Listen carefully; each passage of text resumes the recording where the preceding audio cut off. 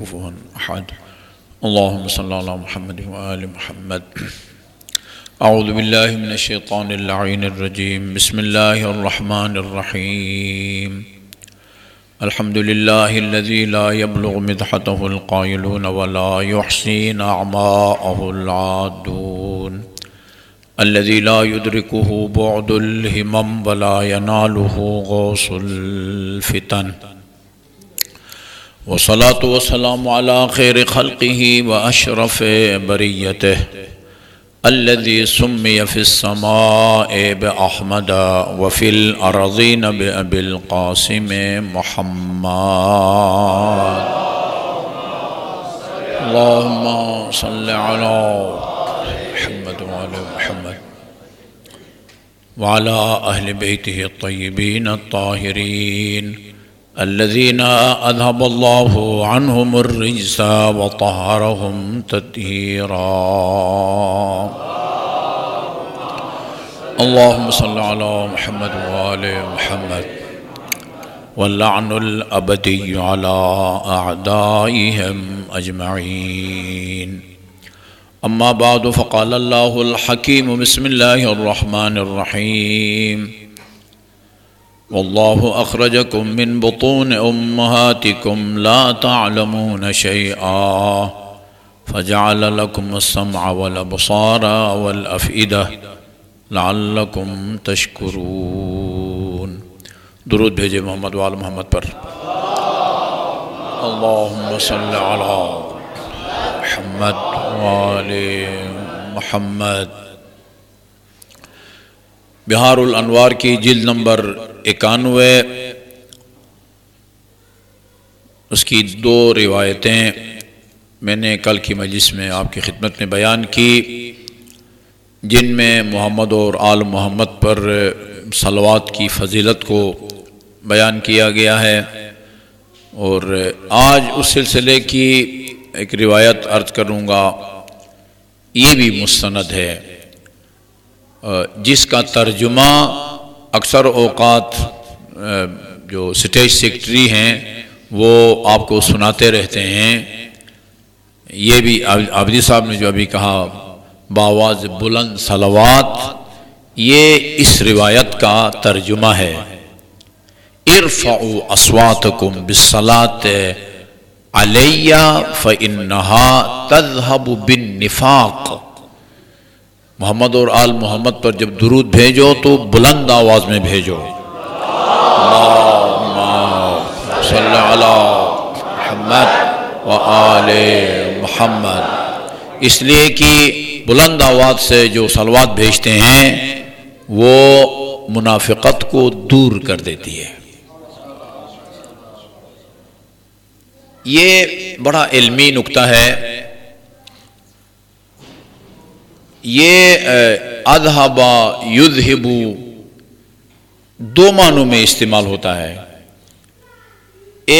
Number ایک چیز موجود ہو اس کو اٹھانے یا اس کو دور کرنے کے لیے.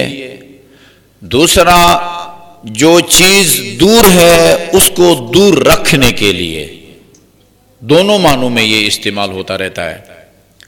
آیہ تطہیر انما یرید اللہ لیذہب عنکم الرجس اہل البیت ویطہرکم تطہیرا.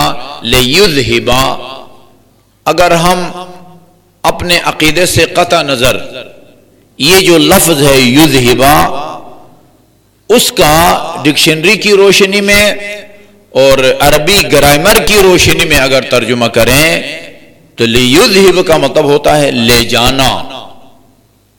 ذہبا چلا گیا، اذہبا لے گیا، یذہب جاتا ہے، یذہب لے جاتا ہے، جو موجود ہے اس کو لے جاتا ہے. اگر ہم اپنے عقیدے سے قطع نظر اس کا ترجمہ کریں، اہل بیت اطہار کے بارے میں جو ہمارا عقیدہ ہے اس سے قطع نظر صرف ڈکشنری اور عربی ادب کی روشنی میں اگر اس کا ترجمہ کریں، یہی بنتا ہے اللہ تعالیٰ کا ارادہ ہے کہ وہ اہل بیت اطہار سے نجاسات کو دور کرے. یہ ترجمہ بنتا ہے. جبکہ آپ کسی بھی شیعہ مترجم قرآن کا ترجمہ پڑھیں، کسی نے بھی اس کا ترجمہ یہ نہیں کیا کہ اللہ تعالیٰ اہل بیت سے ہر قسم کے رجس اور پلیدی کو دور کرنا چاہتا ہے. سب نے یہی ترجمہ کیا ہے، دور رکھنا چاہتا ہے. اس کا مطلب یہ ہے کہ یہ یذہبو جہاں دور کرنے کے معنی میں آتا ہے وہاں دور رکھنے کے معنی میں بھی استعمال ہوتا ہے. یہ کچھ لوگ نماز عیدین کے قنوت میں جو دعا پڑھی جاتی ہے اس کی مخالفت کرتے ہیں. وَأَن تُدْخِلَنِي فِي كُلِّ خَيْرٍ ادخلت فیہ محمد و آل محمد. خدایا میرا تجھ سے سوال ہے کہ مجھے ہر اس نیک کام میں شامل کر یا داخل کر جس میں تو نے محمد و آل محمد کو شامل کیا یا داخل کیا. وَأَن تُخْرِجَنِي مِن كُلِّ سُوءٍ أَخْرَجْتَ مِنْهُ محمد و آل محمد. ڈکشنری والا ترجمہ یہی بنتا ہے. اور میرا تجھ سے سوال ہے مجھے ہر اس برائی سے نکال لے جس سے تو نے محمد و آل محمد کو نکالا ہے. ترجمہ یہی بنتا ہے. آپ کے عقیدے کی روشنی میں آپ کے لیے میرے لیے یہ ترجمہ قابل قبول نہیں ہے. کس برائی میں وہ مبتلات ہے، کس گناہ میں وہ آلودت ہے کہ جس سے اللہ تعالیٰ نے ان کو نکالا، اور اپنے لیے بھی یہ دعا مانگتے ہیں کہ جس طرح ان کو نکالا مجھے بھی نکال. یہ اس کا وہی ترجمہ ہے جو آیے تطہیر کا ہے. آیے تطہیر میں یذہبو کا ڈکشنری والا ترجمہ یہی بنتا ہے کہ لے جا، دور کر. لیکن عقیدے کی روشنی میں جو آپ ترجمہ کرتے ہیں اللہ کا ارادہ ہے کہ اہل بیت سے ہر قسم کے نجاست کو دور رکھے، دور رکھے. اس کا بھی ہی ترجمہ ہے دعائے قنوت کا. میں نے سنا کچھ لوگ کہتے ہیں کہ جو شخص عید میں، عید فطر کے دعا کے قنوت میں، قنوت کی دعا میں یہ دعا پڑھے، لان تان کرتے ہیں اس پر، یہ دعا مت پڑھو. بابا اس کا مطلب تو نہیں سمجھا تو نے. 10-12 سال پہلے ایک عسکری بنگ کے ایک دوست نے ہمارے ساتھ حج کیا تھا. نماز مغربین کے بعد ہر روز بلا ناغا مجلس ہوتی تھی. ہم نے چھوٹا کتابچہ ان کو دیا تھا جس میں ہر طواف کے دوران دعا جو پڑھی جاتی ہے اس میں وہ درج تھی، اور پھر ہر دعا کے ساتھ اس کا ترجمہ بھی. غالباً پہلے چکر میں یہ دعا ہے، اللہم انی اسألک باسمک الذی غفرت به لمحمد ما تقدم من ذنبه وما تأخر. خدایا میں تجھ سے اس نام کا واسطہ دے کے سوال کرتا ہوں جس کی برکت سے تو نے محمد کے گزشتہ اور آئندہ گناہوں کو بخشا. ہاں آپ ادھر جائیں نا، میدان عرفات، میدان عرفات، شب عرفات یعنی 8 کا دن گزار کے 9 کی رات کو ایک مختصر سی دعا ہے. اس میں آپ دیکھیں مفاتیح الجنان میں اس کے اندر لکھا ہوا ہے خدایا میں تجھ سے ان اسماء مبارکہ کا واسطہ دے کے سوال کرتا ہوں جو زیتون کے پتوں پر درج ہے. کبھی آپ جا کے دیکھیں زیتون اگر آپ کے گھر میں ہے، زیتون کے پتوں پر آپ کو کچھ نظر آتا ہے؟ ہماری فقہ کی ایک کتاب ہے اللمۃ الدمشقیہ، متن شہید اول کا ہے، شرح شہید ثانی ہے کی ہے. اس میں وہ جہاں وہ حلال گوشت پرندے اور حرام گوشت پرندوں کا ذکر ہے وہاں پر لکھا ہوا ہے ہدہد کے پروں پر سریانی زبان میں لکھا ہوا ہے آل محمد خیر البریہ، اس کائنات میں سب سے افضل مخلوق محمد اور آل محمد ہے. وہ آپ جا کے دیکھیں کوئی نظر مستند کتاب ہے، ہمارے فقہ میں مدارس میں پڑھائی جاتی ہے طلبہ کو یہ کتاب. ہدہد کے پروں پر لکھا ہوا ہے، آپ پکڑ کے کسی شکار کر کے کسی ہدہد کو دیکھیں اور کچھ لکیریں آپ کو نظر آئیں گی، لیکن یہ لکھا ہے کہ سریانی زبان میں لکھا ہوا ہے آل محمد خیر البریہ، آل محمد خیر البریہ، اللہ تعالیٰ کی مخلوق میں سب سے افضل مخلوق محمد اور آل محمد ہے. زیتون کے پتوں کو بھی دیکھیں کچھ آپ کو نظر آتا ہے ان اسماء کا واسطہ جو تو نے زیتون کے پتوں پر درج کیا ہے، ان اسماء کا واسطہ جن کے ذریعے تو نے محمد کے گزشتہ اور آئندہ گناہوں کو بخشا۔ وہ صاحب میرے پاس آئے، نقوی سعید ہیں، وہ نام لینے بھی کوئی حرج نہیں ہے، غالب نقوی ان کا نام ہے، پہلے ادھر جنا سپر میں ڈیوٹی ہوتی تھی، ابھی ادھر صدر چلے گئے ہیں۔ وہ کتابچہ لے کے میرے پاس آئے مجلس کے بعد اور کہا آقا صاحب اس دعا کو پڑھوں یا نہ پڑھوں؟ کیا ہو گیا اس دعا کو؟ اس میں لکھا ہوا ہے ان اسماء کے واسطہ جن کی برکت سے، جن کے طفیل میں تو نے محمد کے گزشتہ اور آئندہ گناہوں کو بخشا۔ یہ تو ہمارے عقیدے کے خلاف ہے، نہ گزشتہ میں آن حضرت سے کوئی گناہ سرزد ہوا ہے، نہ آئندہ میں ان سے گناہ کے سرزد ہونے کا امکان ہے، یہ تو غلط ہے۔ میں نے کہا ویسا تو آپ پوری دعا ہی نہ پڑھیں، خاموشی سے طواف کریں، ٹھیک ہے، محمد اور آل محمد پر درود بھیجتے رہیں، تسبیحات اربعہ پڑھتے رہیں، ربنا آتنا فی الدنیا حسنۃ وفی الآخرۃ حسنۃ وفی الآخرۃ حسنۃ وقنا عذاب النار۔ کوئی دعا یاد نہیں ہے یا موڈ نہیں ہے تو صرف چکر لگاتے رہیں، آپ کا فرض ادا ہو جاتا ہے یا مستحب ادا ہو جاتا ہے، لیکن یہ نہ کہو اس کو پڑھوں یا نہ پڑھوں، یہ غلط ہے۔ یہ پوچھو آغا صاحب اس کا مطلب کیا بنتا ہے؟ میں نے کہا اس کو تو آپ نہ پڑھیں، یہ تو سورہ فتح اٹھا کے دیکھیں، وہاں ہی لکھا ہوا ہے۔ قرآن میں سے بھی جس آیت کا مطلب آپ کو پسند نہ آئے، ظاہری اس کا ترجمہ آپ کے عقائد سے ٹکرائے، اس کو نکالتے جائیں قرآن سے۔ اِنَّا فَتَحْنَا لَكَ فَتْحًا مُبِينًا، میرے خیال میں 26واں سپارہ ہے، سپارہ یاد نہیں ہے ابھی۔ کس سپارہ میں ہے؟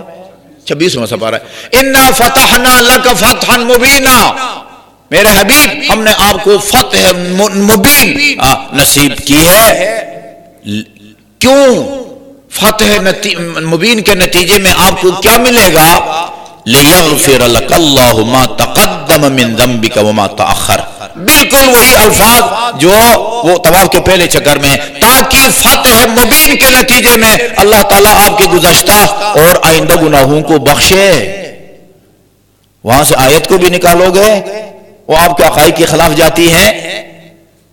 تھوڑا سا سوچیں، فتح مکہ، فتح مبین اور آن حضرت کے گزشتہ اور آئندہ گناہوں کی بخشش میں آپس میں کیا تعلق ہے بھائی؟ ایک علت ہے، ایک معلول ہے، کوئی سنخیت ہوتی ہے، کوئی مناسبت ہوتی ہے۔ ایک کام کے نتیجے میں دوسرا کام ہوتا ہے، ادھر بٹن آن کرتے ہیں تو حال روشن ہو جاتا ہے، آف کرتے ہیں تو وہ تاریک ہو جاتا ہے، کوئی ان دونوں میں کوئی مناسبت ہوتی ہے، سبب اور مسبب، علت اور معلول میں کوئی مناسبت ہوتی ہے۔ فتح مبین کا آن حضرت کی گناہوں کی بخشش سے کیا تعلق اور کیا مناسبت ہے؟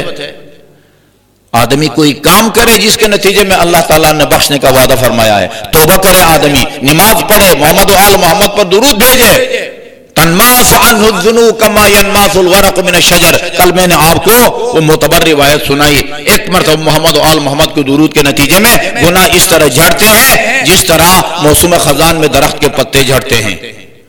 کوئی مناسبت ہوتی ہے؟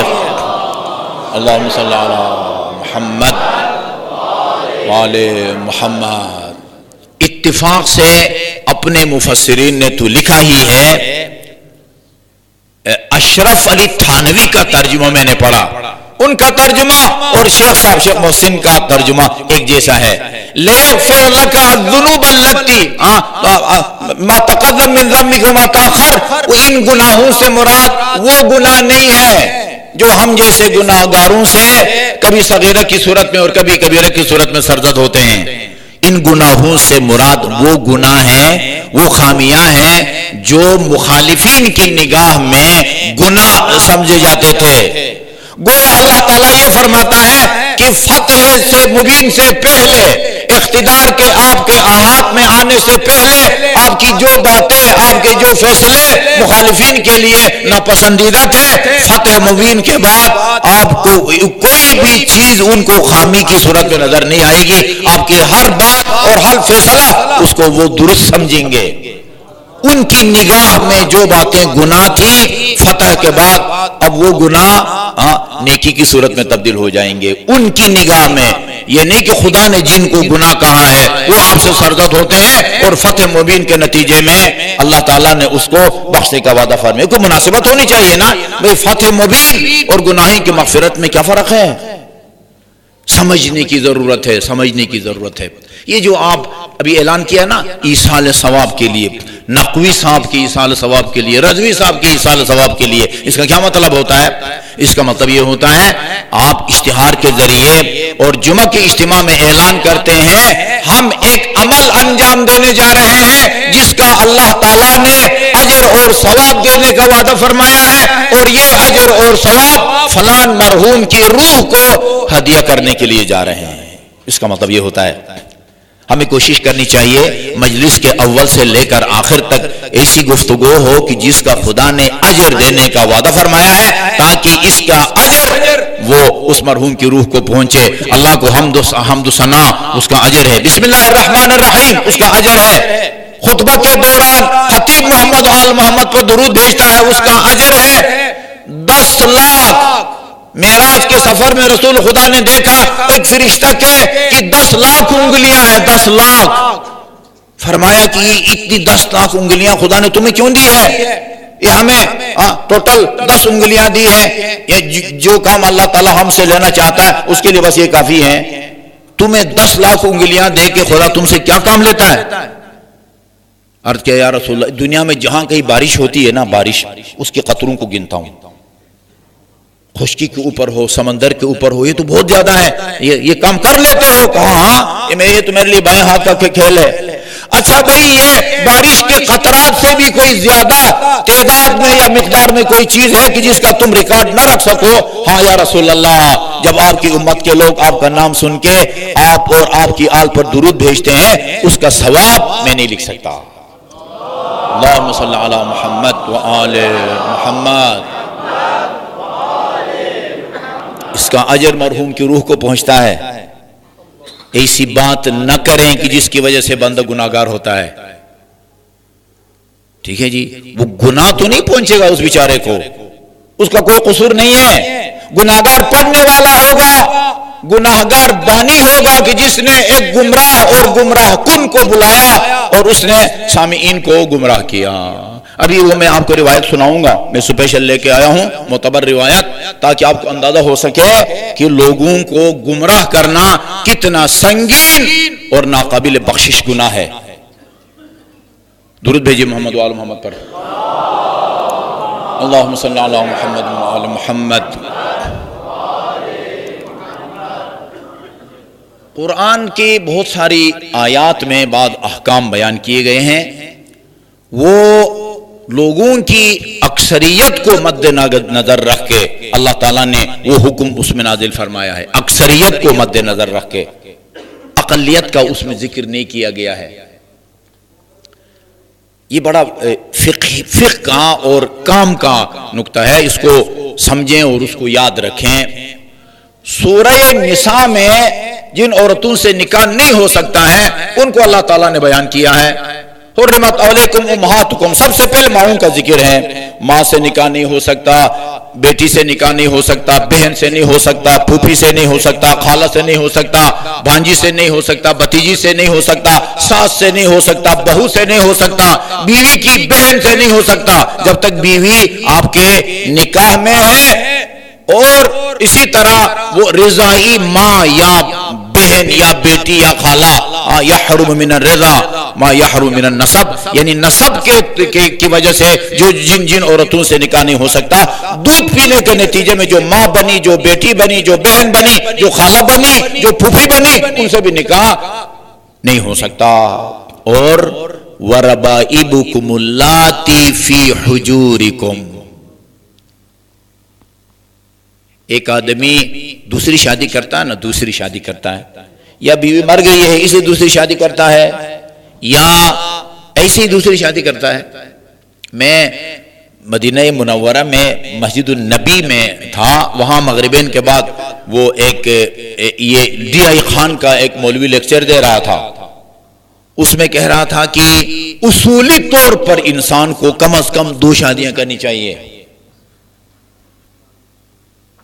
لوگ اپنے مومنین اپنے مسکراہٹ کے ذریعے اس بات کا مذاق اڑا رہے ہیں۔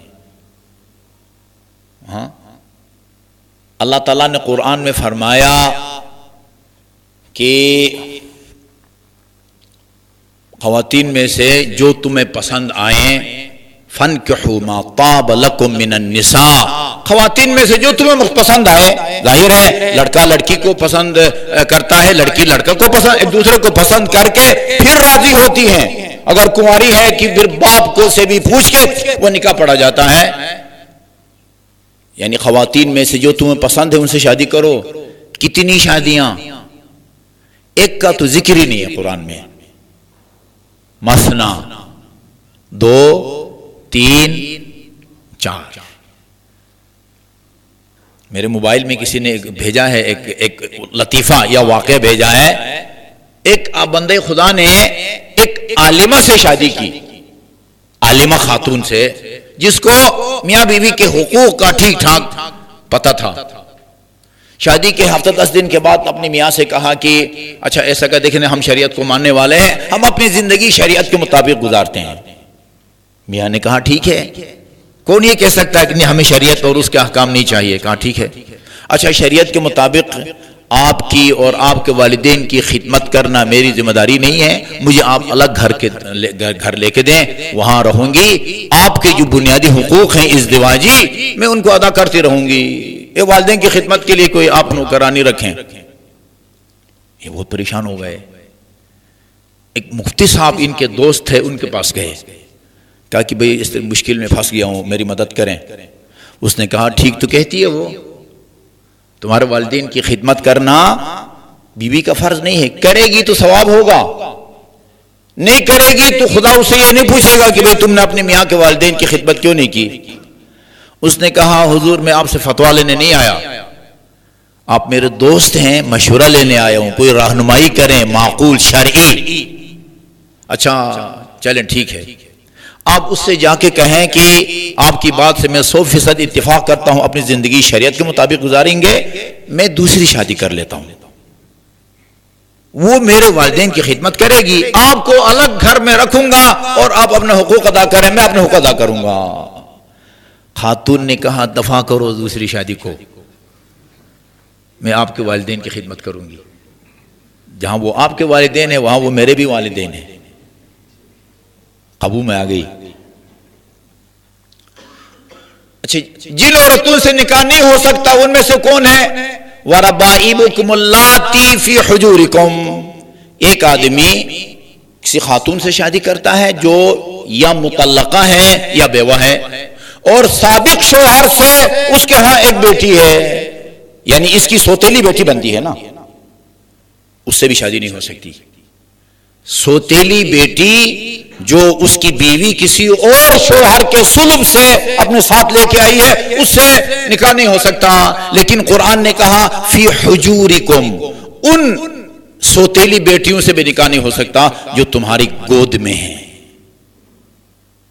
اچھا جی، ایک آدمی نے شادی کی ہے ایک مطلقہ یا بیوہ سے، اس کے ہاں پہلے شوہر سے ایک بچی ہے جو چھوٹی ہے، 2 سال کی ہے، 1.5 سال کی ہے، وہ گود میں اٹھانے کے قابل ہے. قرآن نے کہا اسے شادی نہ کرو. اچھا وہ اپنے ساتھ ایک دوشیزہ 18 20 22 سال کی بیٹی لے کے آئی ہے، اس سے ہو سکتا ہے یا نہیں ہو سکتا؟ دیکھیں نا یہ شرعی مسائل کوئی بیان کرتا نہیں، اس لیے مجھے نہ کوئی ہاں میں جواب دے رہا، نہ کوئی نہ میں جواب دے رہا. نہیں ہو سکتا نا بھائی.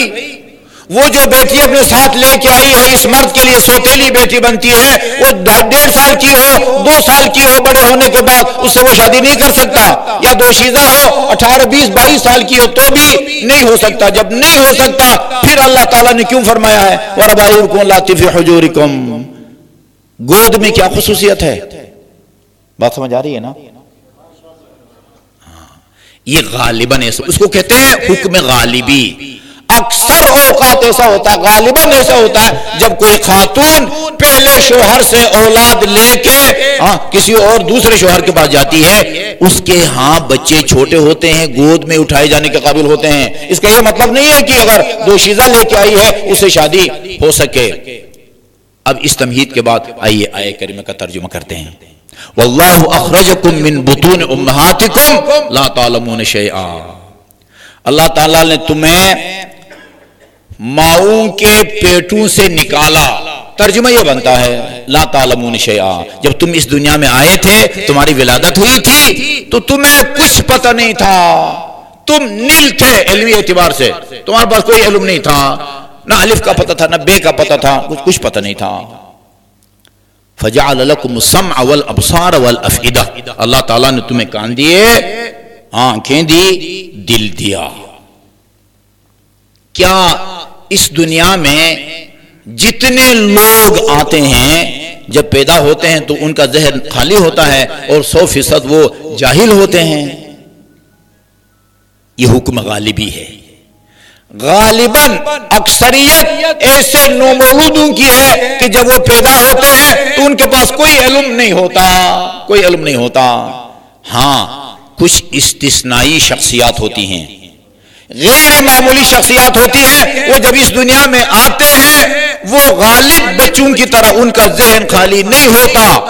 عیسیٰ ابن مریم کے ہاں حضرت عیسیٰ کی ولادت ہوتی ہے، لوگوں نے حضرت مریم کی عفت اور پاک دامنی کو زیر سوال قرار دیا اور ان سے پوچھا آپ نے تو شادی بھی نہیں کی، یہ بچہ کہاں سے آ گیا؟ اچھا، قرآنی عبارت سے یہ پتہ چلتا ہے کہ حضرت مریم نے زبانی کچھ بھی نہیں کہا ان سے، نہ زبانی اپنا دفاع کیا، نہ یہ کہا اچھا اسی بچے سے پوچھو کہ یہ میں نے شادی نہیں کی، یہ بچہ کہاں سے، صرف اشارہ کیا. فاشارت الیہ، بڑے اعتماد کے ساتھ اس بچے کی طرف اشارہ کیا. اشارے میں کہا کہ تمہارے اس سوال کا جواب یہ نومولود خود دے گا. نومولود خود، اس نومولود نے کہا انی عبداللہ، میں اللہ تعالیٰ کا بندہ ہوں. واتانی الکتاب، اس نے مجھے کتاب دی ہے. وجعلنی نبیا، اس نے مجھے نبی بنا کے بھیجا ہے. جس کے پاس نبوت کا عہدہ ہوتا ہے اس کا ذہن خالی خالی ہوتا ہے یا نبوت کا علم اس کے اندر ہوتا ہے. آتانی الکتاب، کتاب دی ہے. کتاب کا مطلب یہ نہیں کہ 500 صرف خالی خالی ورق نہیں، کتاب ہے، اس کے اندر شریعت ہے، اس کے اندر احکام ہے، اس کے اندر عبادات ہے، لین دین ہے. ایک پوری شریعت پر مشتمل کتاب بھی دی ہے، اس کا بھی علم ان کے پاس ہے، الہام ہے، وہی ہے، سارا کچھ ہے. واللہ اخرجکم من بطون امہاتکم، یہ ایسی غیر معمولی شخصیات پر آیہ کریمہ لاگو نہیں ہوتی. امام زمان اجل اللہ تعالی فرجہ الشریف،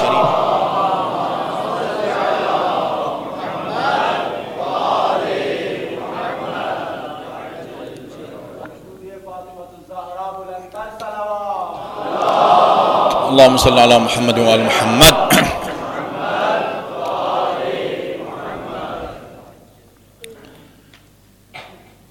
اہل سنت کی اکثریت کا خیال اور عقیدہ یہ ہے کہ امام زمان کی ابھی تک ولادت نہیں ہوئی. تصور رکھتے ہیں وہ مہدویت کا، عیسائیوں کا بھی ہے تصور ہے، لیکن کہتے ہیں ابھی آئیں گے، بعد میں آپ کی ولادت ہوگی. ہم سب علماء کرام شیعہ متفق ہیں کہ نہیں، امام کی ولادت ہو چکی ہے. اہل سنت کے جو علماء کرام امام زمان کی ولادت کے قائل ہیں ان میں سے ایک ملا جامی ہے. ملا جامی، اس کی ایک کتاب جو علم نحو میں لکھی گئی ہے، شیعہ سنی مدارس میں نصاب کے طور پر پڑھائی جاتی تھی. اکثر مدارس میں اب وہ متروک ہو چکی ہے، شاید کسی مدرسے میں پڑھائی جاتی ہو. ملا جامی اس کی کتاب ہے، اس کا نام ہے شواہد النبوہ. شواہد النبوہ، اس کے اندر بہت تفصیل کے ساتھ اس نے امام زمان کی ولادت کے واقعے کو لکھا ہے. وہ جناب حکیمہ امام حسن عسکری کی بہن اور امام حسن عسکری کی پھوپھی اور امام علی النقی 10 امام کی پھوپھی وہ نقل کرتی ہیں. امام حسن عسکری نے مجھ سے کہا کہ آج رات ہمارے گھر میں ولادت ہوگی. وہ کہتی میں نے عرض کیا فرزند پیغمبر، ہم نے اس دنیا میں اس سے پہلے بہت ساری خواتین کو دیکھا جن کے ہاں ولادت ہوتی ہے.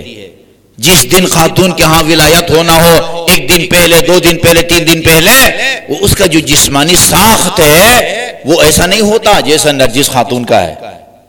ان میں تو کوئی آثار نہیں ہے ولادت کے. امام نے فرمایا وہ اس یعنی حضرت نرگس کا جو مقام یا منزلت ہے وہ حضرت موسیٰ کی ماں کی طرح ہے. بہت کوشش کی فرعون نے کہ کوئی پیدا نہ ہو، لیکن قدرت کا اٹل فیصلہ تھا، حضرت موسیٰ پیدا ہوئے، اور جس مقصد کے لیے موسیٰ کو پیدا کیا تھا وہ مقصد بھی پورا ہو گیا۔ وہ کہتی ہیں کہ جیسے جیسے فجر کے قریب ہوتا تھا وقت، میرے دل کی دھڑکن تیز ہوتی تھی، میرے دل میں خیال آیا کہ امام نے پیشگوئی کی، امام حسن عسکری نے، صبح قریب ہے اور ابھی تک ولادت کے آثار نہیں ہیں۔ حجرے کے اندر سے آواز آئی، جلدی نہ کریں، اللہ کا وعدہ پورا ہونے والا ہے۔ میں جب آئی ہوں حجرے میں تو جناب نرگس کھڑی تھی، کانپ رہی تھی، میں نے ان کو گلے سے لگایا اور سورہ قدر اور آیت الکرسی اور معوذتین، قل اعوذ برب الفلق، قل اعوذ بالناس، ان کی میں نے تلاوت کی ان کے پاس۔ جب میں ان آیات کی تلاوت کر رہی تھی، نرگس کے شکم پاک سے انہی آیات اور سوروں کی تلاوت کی آواز بھی میں سن رہی تھی۔ واللہ اخرجکم، عیسیٰ ابن مریم پیدا ہونے کے بعد کہتے ہیں انی عبداللہ وآتانی الکتاب وجعلنی نبیا۔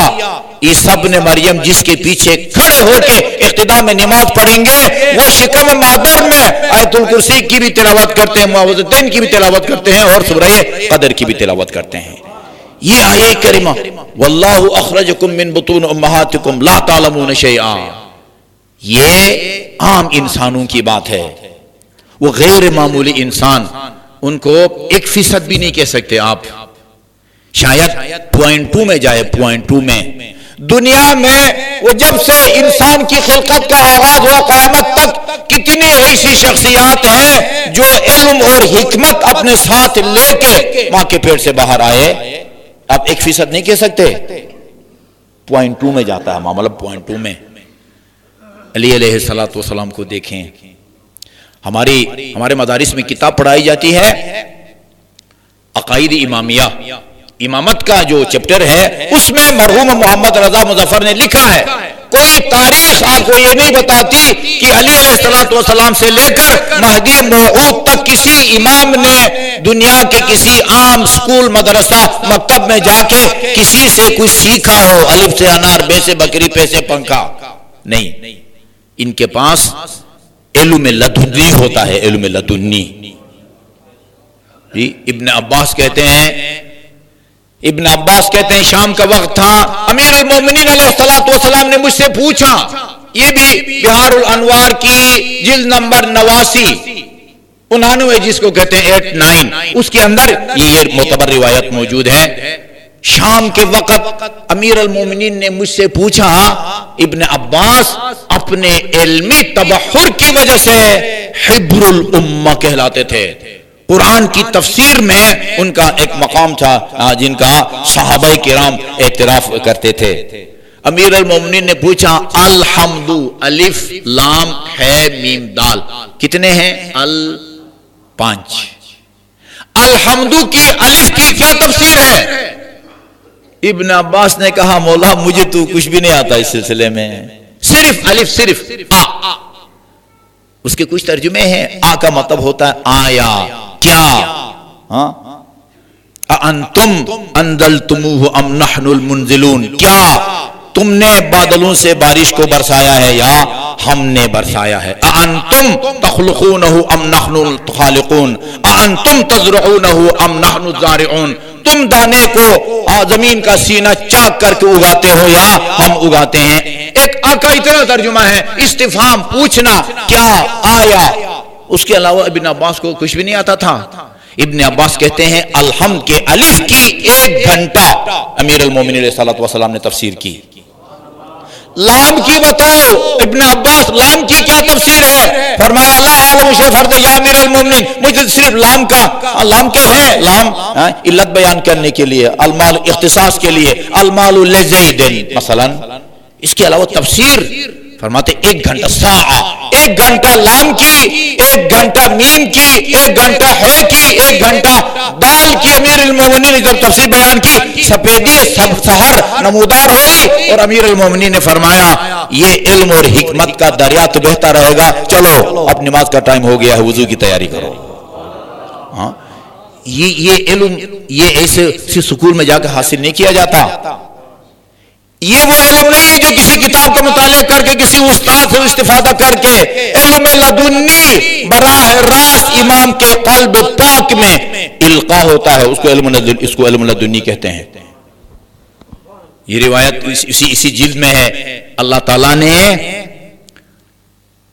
جو بشر کو علم دیا ہے نا، آدم سے لے کر خاتم تک بشر کو جتنا علم دیا ہے اس کو 10 حصوں میں تقسیم کیا جاتا ہے، 10، ان میں سے 9/10 علی کو دیے ہیں، 1/10 باقی لوگوں کو، اور اس 1/10 میں بھی علی کا حصہ سب لوگوں سے زیادہ ہے۔ ہاں، پھر کیا بچتا ہے لوگوں کے لیے؟ یہی ہوتا ہے نا کہ بھئی الف کی تفسیر کیا ہے، لام کی تفسیر کیا ہے کی تفسیر کیا ہے، میم کی تفسیر کیا ہے، دال کی تفسیر کیا ہے۔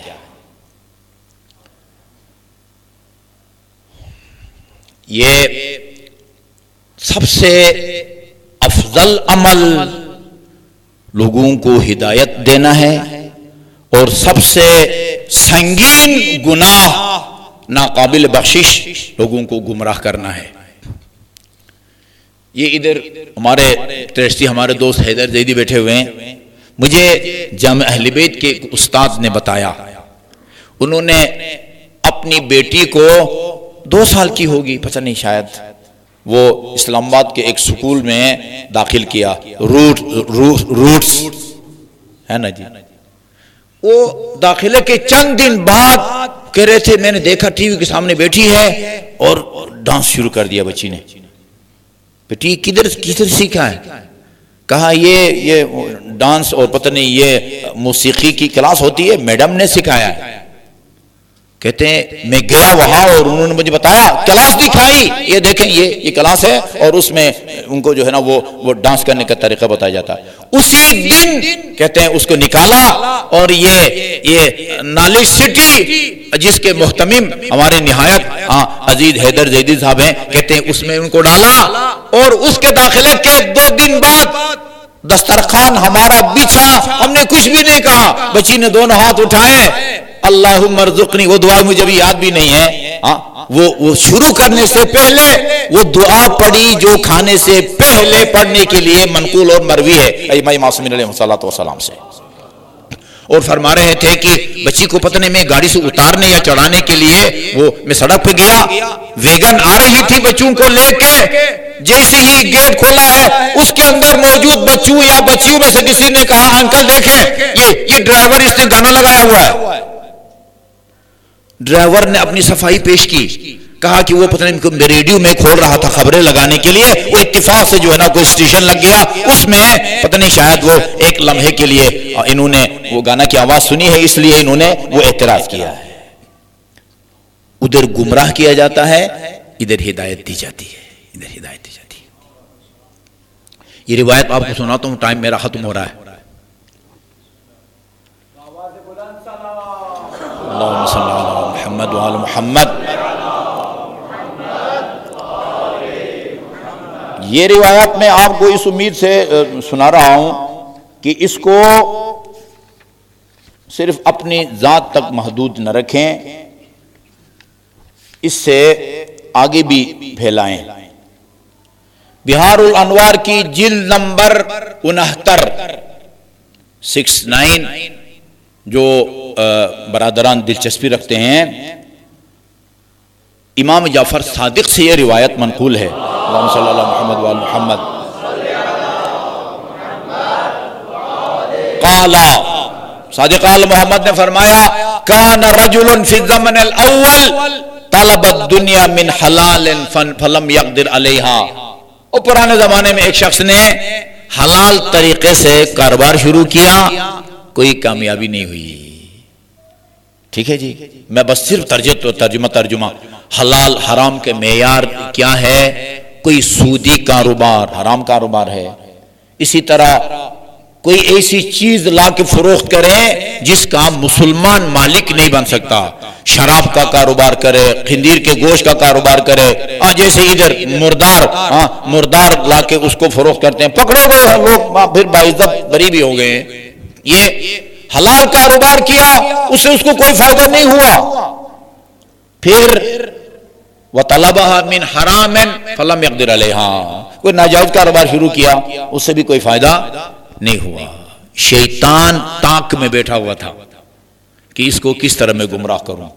فاتاہ شیطان فقال له، شیطان اس کے پاس آیا اور اس سے کہا یا ھذا، او بندے خدا، انک قد طلبت الدنیا من حلال فلم تقدر علیہا وطلبت من حرام فلم تقدر علیہا، تم نے حلال طریقے سے بھی دنیا اور مال دنیا کو کمانے کی کوشش کی، کوئی کامیابی نہیں ہوئی، حرام طریقے سے بھی کمانے کی کوشش کی، کوئی کامیابی نہیں ہوئی ہے. میں تمہیں بتاتا ہوں، دیکھتے ہی دیکھتے دولت سے کھیلو گے، دولت کی ریل پیل ہوگی.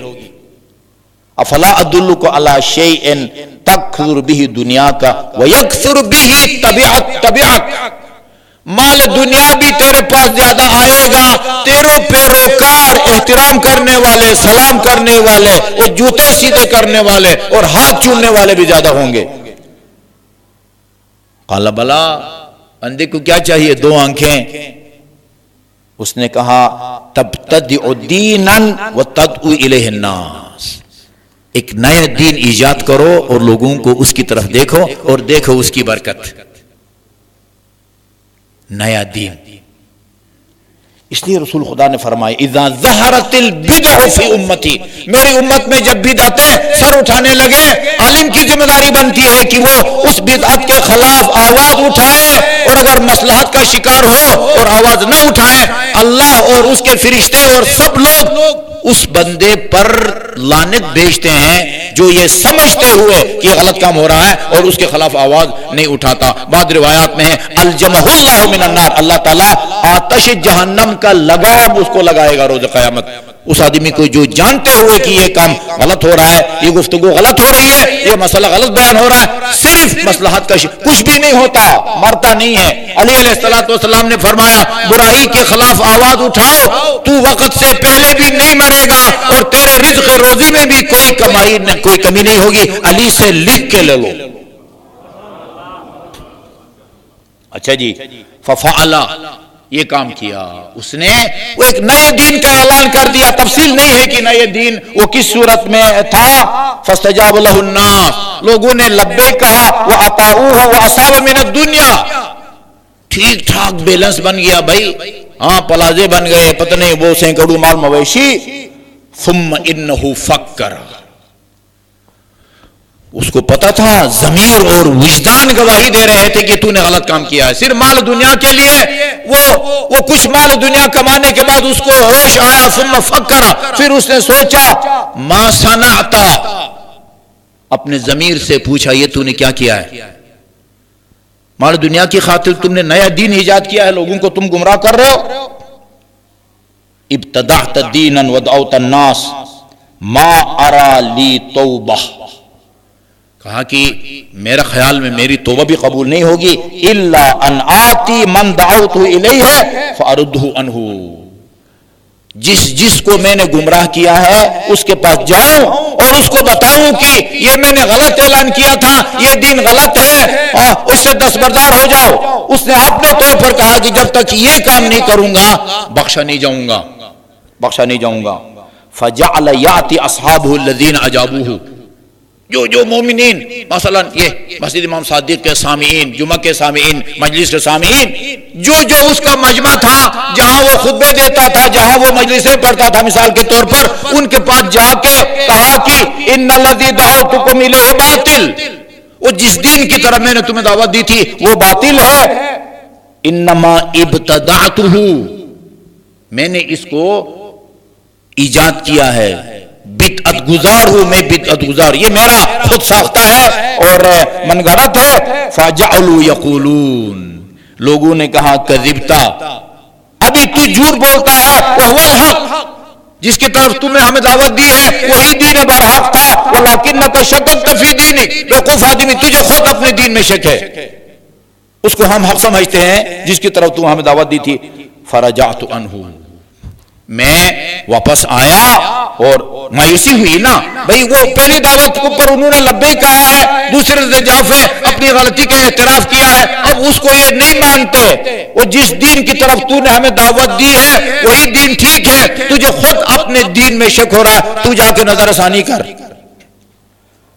اچھا جی، فلما را ذالک، جب دیکھا کہ یہ تو میرے قابو میں نہیں آ رہے، عمد الی سلسلۃ فودد، ایک زنجیر اٹھائی پہلے دیوار میں، ایک بہت ہی صحت مند اور بڑی کیل لگائی، وہ زنجیر کا ایک سرا اس تیر وہ اسے ستون وہ کیل سے وہ باندھا اور اس کا ایک سرا اپنے گلے میں ڈالا، ثم جعلها عنقه وقال لا احلها حتى يتوب الله علی، اس وقت تک اس زنجیر کو اپنے گلے سے نہیں کھولوں گا جب تک اللہ تعالیٰ میری دعا کو قبول نہ فرمائے۔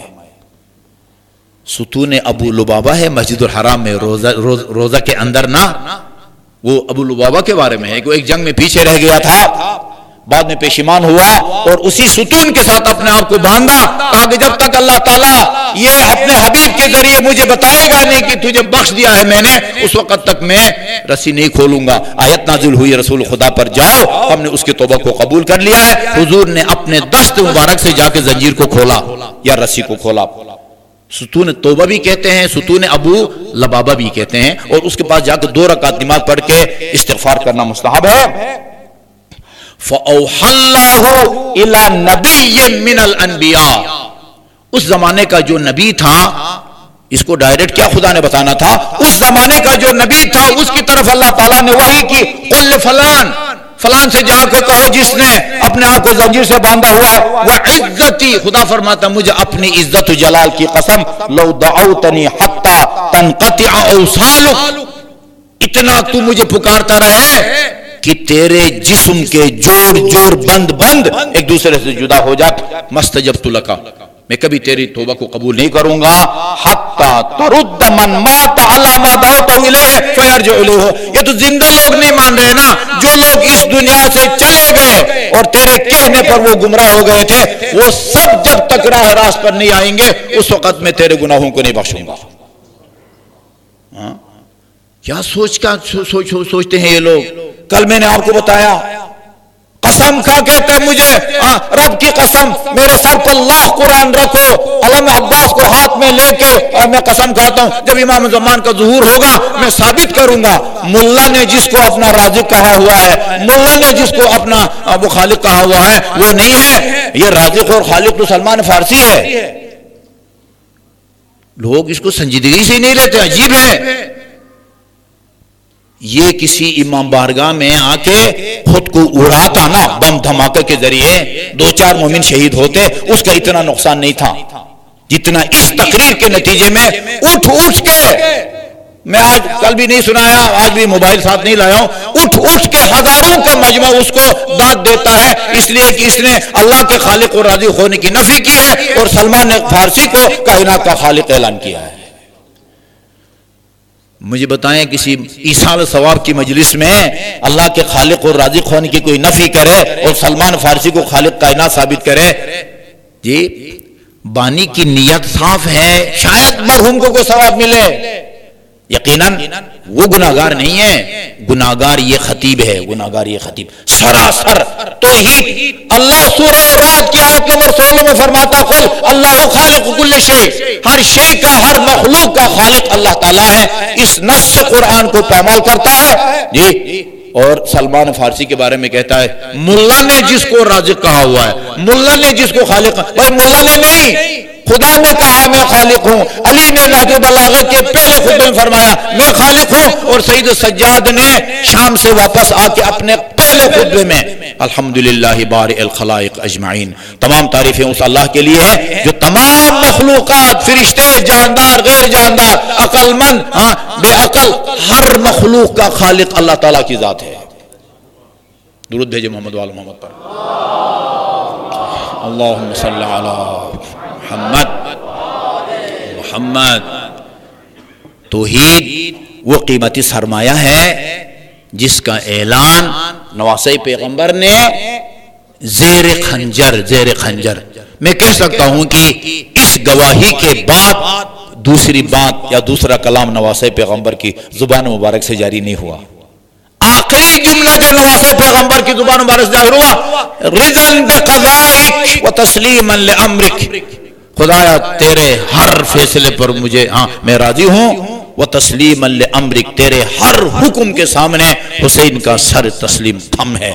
لا معبود سواک، اس کائنات میں تیرے سوا کوئی معبود نہیں ہے۔ یا غیاث المستغیثین، اے فریادیوں کے فریاد رس۔ یہ آخری جملہ ہے نواسہ پیغمبر کا۔ میں نے پڑھا ہے مختلف کی کتابوں میں کہ نواسہ پیغمبر زین فرس سے زمین پر تشریف لائے، اس کے بعد دائیں کروٹ لیٹنا چاہتے تھے مگر دائیں پہلو میں موجود زخموں نے نہیں لیٹنے دیا۔ بائیں کروٹ لینا چاہتے ہیں، زخموں نے نہیں لیٹنے دیا۔ کربلا کی خاک کو تکیے کی صورت میں جمع کیا اور اپنی پیشانی مبارک کو اس پر رکھا سجدے کی حالت میں۔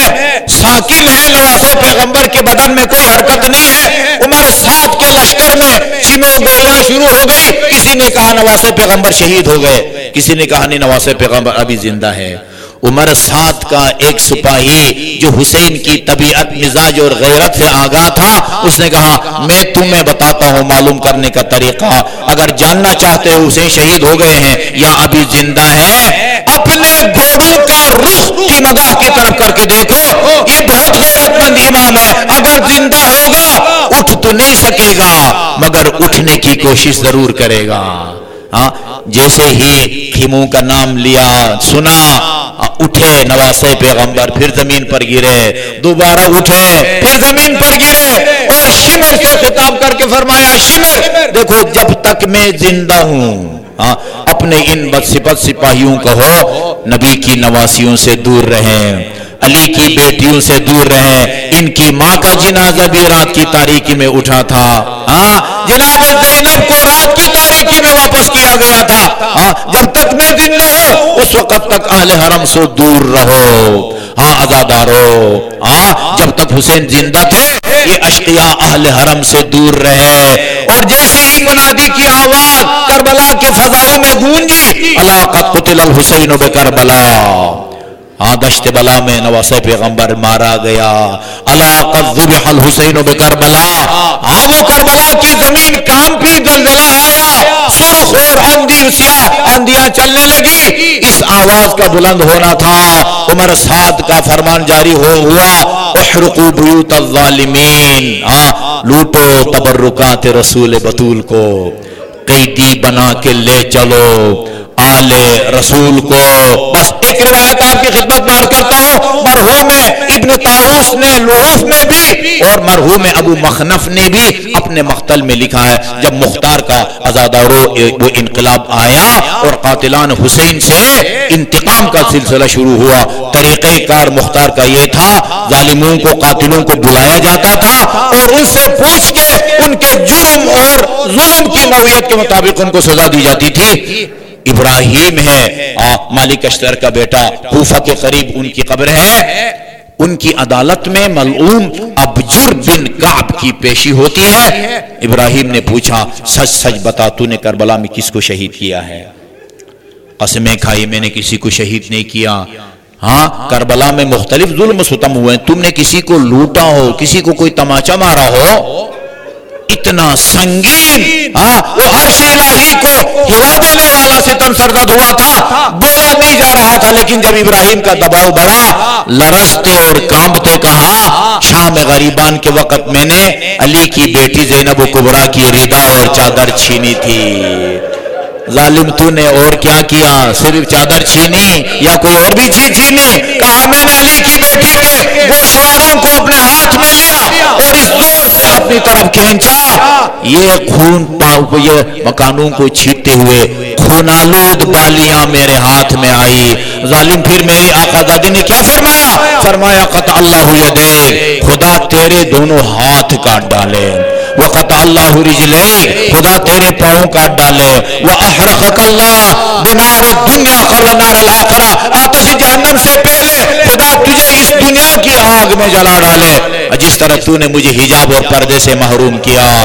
دونوں ہاتھ اٹھائے، خدایا تیرا لاکھ لاکھ شکر ہے، آقا زادی کی دعا میرے ہاتھوں سے قبول ہو رہی ہے۔ لا اضحک اللہ سن الدہر ان ضحکت وآل احمد المظلومون قد قہروا۔